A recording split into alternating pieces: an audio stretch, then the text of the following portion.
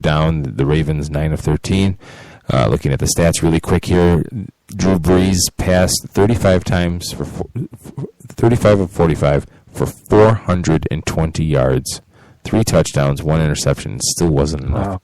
Joe Flacco 18 of 24 for 243 and a touchdown. Justin Forsett 22 carries, 182 yards, 2 touchdowns. Steve Smith caught a touchdown pass. Jimmy Graham 2 touchdown catches for the Saints. Marcus Colston with a touchdown catch. And what you would think might be a semi-defensive struggle turned into an offensive shootout. Jim, the Saints are 4-7. Are we going to see any changes in New Orleans, do you think? Do you think Sean Payton's on the hot seat? Yeah, I think he has to be on the hot seat. When they fell out of favor after, the Bounty Gate, and had that sort of down season with Sean Payton suspended, as well as losing out on draft picks, you kind of sort of, could say, okay, so this was an off season. We'll watch them bounce back next season. And they bounced back, but it certainly wasn't as strong as when they had won their Super Bowl. And last season wasn't a good season. This season's not a good season. I think he's on the hot seat. I mean, he's changed defensive coordinators 2-3 times since he's been there. They're running the same offense. I think some of the personnel might be hurting them. I understand Brandon Cooks, he's a tremendous player, but you got to get the football to this guy in open space to really be the playmaker that he is, and they're not doing that. They don't have a second offensive weapon outside of Jimmy Graham. In essence, it's almost as if they've become a one-trick pony. They finally did get the running game going, which was just great to see. Mark Ingram's just a great running back, and they need to keep feeding him the football and keep commanding that he have multiple 100-yard rushing games, and to get their offensive line on that page to be that productive as well. Is Sean Payton gone after this season? I doubt it, but I think he's definitely heading towards the hot seat. That's for sure. But Brandon Cook's injured for the year too. Don't forget that. Yes.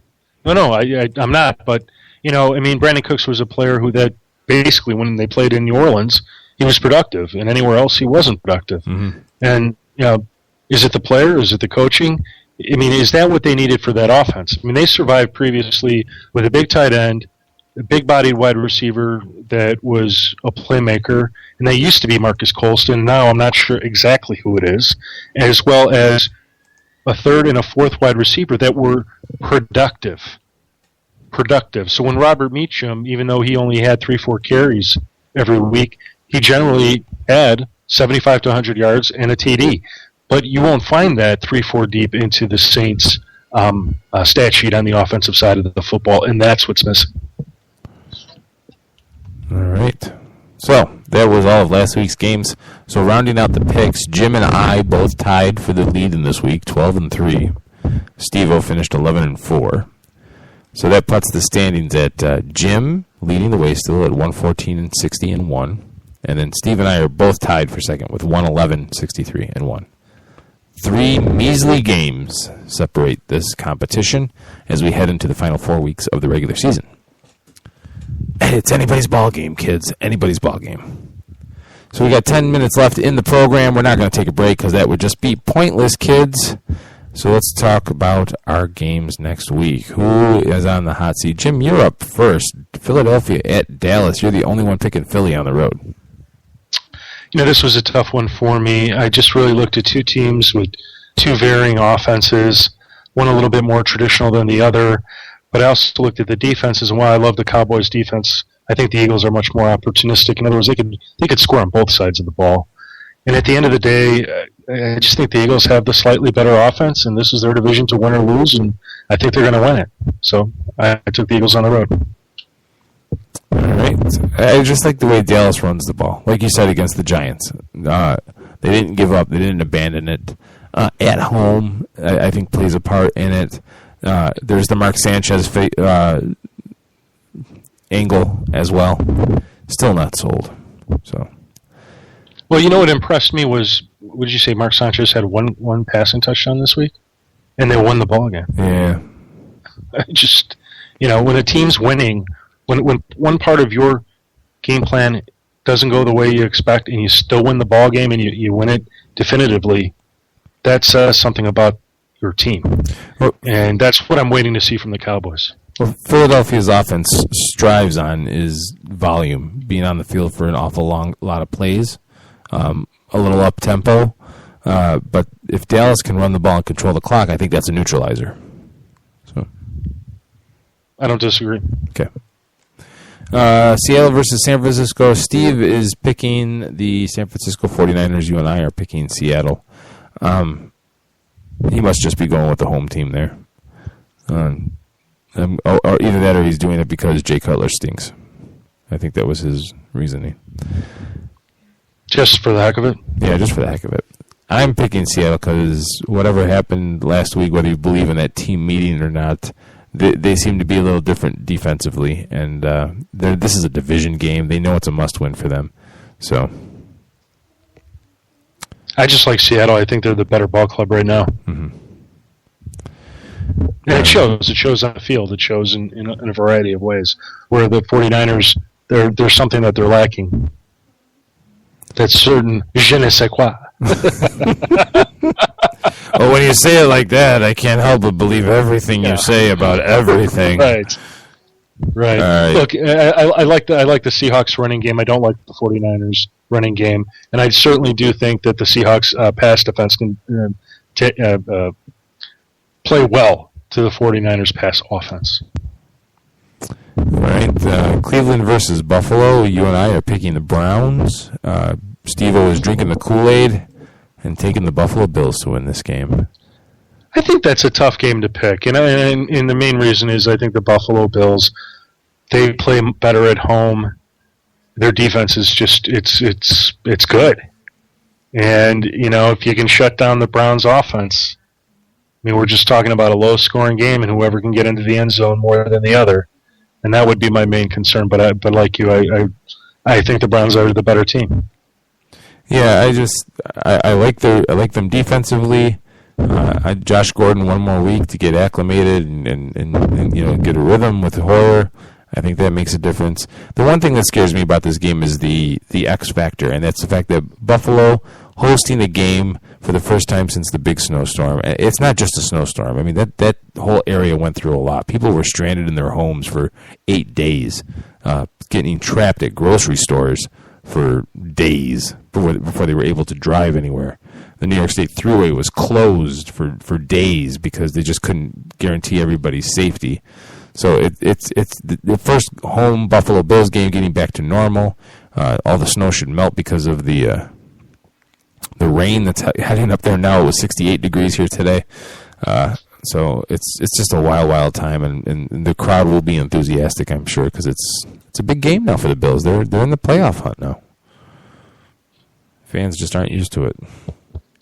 Indeed. All right. Now he's also picking Jacksonville to beat New York, the Giants. I think that's one of his crazy ploys that he does to try to gain a gain in the game in the standings, if he can steal one. Yeah, I wouldn't go with that one. I think this will be a great game for the Giants. Yeah, I liked what the offense looked like with Odell Beckham being a feature part of the offense. So. Well, I like the Giants' defense in this game. I mean, from a fantasy football perspective, the Jaguars give up the most fantasy points to their opponents. And in a real-world perspective, that means a lot of sacks. And, I mean, the Giants have the right personnel for that. Okay. They should be getting to Blake Bortles often, putting enough pressure to help their cornerbacks. And I like Eli Manning's chances of doing some good things against that defense that, I mean, they got killed this past weekend by the Colts. I mean, it wasn't even a game. Yeah. I know you said that they hung in there for the first quarter or half. First half. First half. And I suppose if the Giants let them hang around too long, that won't be a good thing. But since we're not looking that far into the future, the way things fall to me, it should be a Giants win. Yeah. Going down, we all agree that Cincinnati will beat Tampa Bay, St. Louis will beat Oakland, Pittsburgh will beat New Orleans, Minnesota will beat the Panthers, Arizona will go into Atlanta and deliver them another home loss. We're all picking the Lions over the Bears, the Colts over the Redskins, the Texans over the Titans, the Ravens over the Chargers. I am the only one, apparently, that is picking New England to beat Green Bay. And I don't think that's a bad pick at all. I went back and forth on that game as well. I don't have any X's and O's analysis to explain my pick. I think Bill Belichick has some kind of voodoo going on right now where everything he touches turns to gold. And he's going to go. I got a feeling New England's going to go in there, and the offenses are going to light it up. It might very well be a 35-31 game. And Brady just threw 53 times in a win against Detroit, whose defense is not exactly anything to sniff at. So I can't pick against New England right now. Yeah, I'm not going to toot Bill Belichick's head. I don't think this is all him. But right now, what impresses me more about the Patriots than their offense is their defense. What that defense did to the Lions is just incomprehensible. They shut down the number one wide receiver in the league. And then a very good second wide receiver who easily should have posted 100 yards and a TD under normal circumstances. Mm-hmm. So when you hold a team like that with that much firepower to just 6 points defensively, there's nobody that can beat you. Nobody. Now, in favor of the Packers is obviously their high-powered offense as well, but I could see them disrupting it enough where, let's say, Aaron Rodgers just throws 2 TDs. Maybe Eddie Lacy gets a rushing TD. You're at 21. Can they hold the Patriots to under 21 points? That's going to be the key. Right. At Lambeau, I think the chances are much better. If this were on neutral ground or in New England, no way. Packers lose. Yeah. In Lambeau, I think they can do it. That's the game of the week, though, for sure. For sure. And the last one that there's some disagreement about, the Denver versus Kansas City.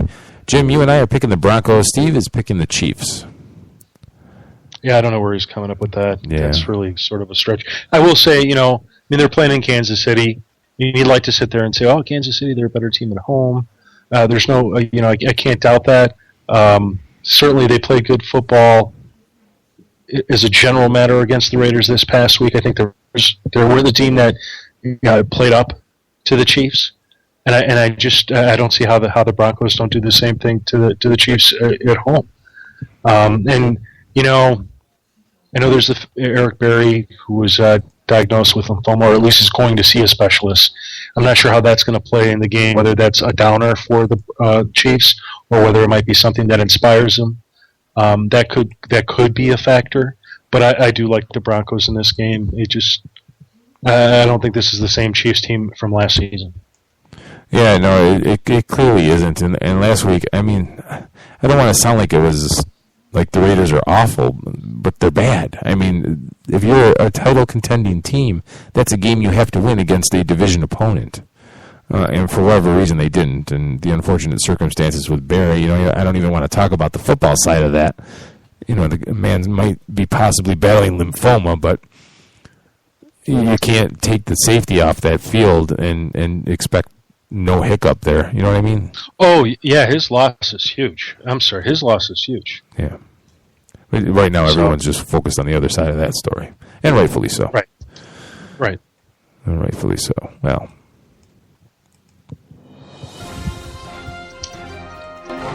Well, that'll do it for this episode of 87 Sports Fans Live. For Jim Saranteas from thefantasygreek.com and Steve Taylor in absentia, I'm Keith Grieve from 87sportsfans.com. The next live show on Late Night Sports Radio comes up Wednesday night, 10 o'clock Eastern Time. It's the Fantasy Greek starts and sits in 60 minutes. Don't miss it. For all your fantasy football advice, call in with your lineup questions. Thursday night, Bob Sullivan Show 2.0, 10 o'clock Eastern Time. And Friday night, Claire versus Carlson, 10 o'clock Eastern Time. Have a good week, folks. Post-game show is brought to you by Christ, I can't find it. The hell with it.